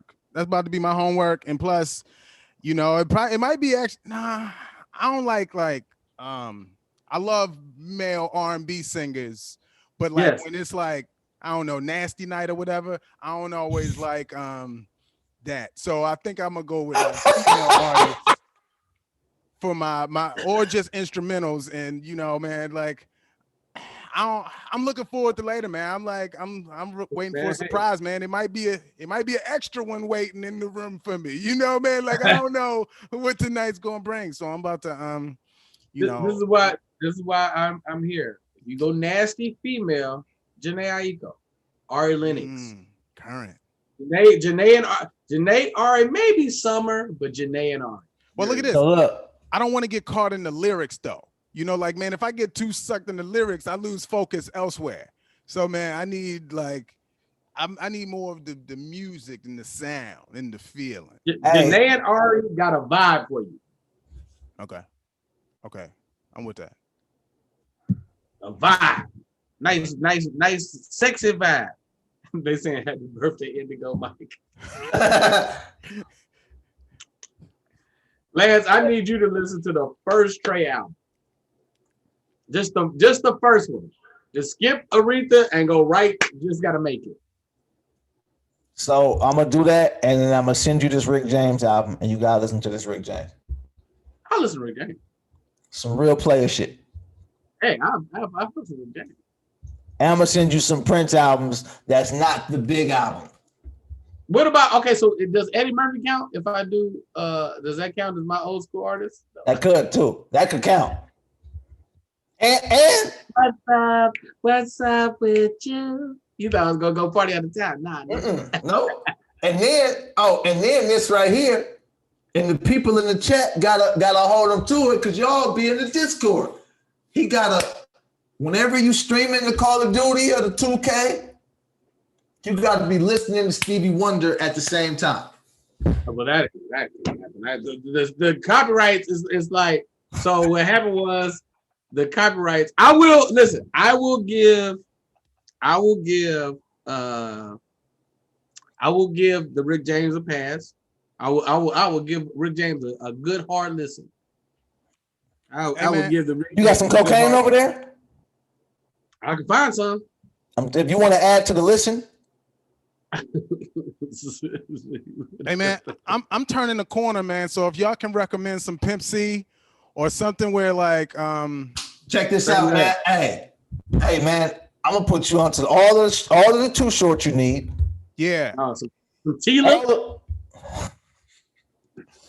All the UGK you need. Oh man. Absolutely. Okay, I'm on it. Yeah. I'm gonna put you onto the Lloyd Banks you need. Yo, I'm about to people don't fully understand. Like everything you said about Trey Songz is how I feel about Banks. And it's like, I get it if you don't get it. That's fine. But that's kind of why y'all lame. Like, so it's cool. Like, no, it's cool. Like, I don't know. Y'all talking about that was industry. This is what he does. Like, he's over here. Right. You don't gotta like me. That's cool. I don't give a fuck. Quality time will never put me in a bigger truck. Fuck kids. It ain't my turn to be stressed. A bitch worst nightmare is a paternity test. I'm too young to be faithful. If money means love, I hate you. I only trick on the 1st of April. That's the Lloyd Banks I'll be listening to. But it's been like that for 20 years. I'm about to start. Send it to you, right? Yo, man. Mikey, if you want to get into some dark shit, you know who else is good? Trey fucking Songz, nigga.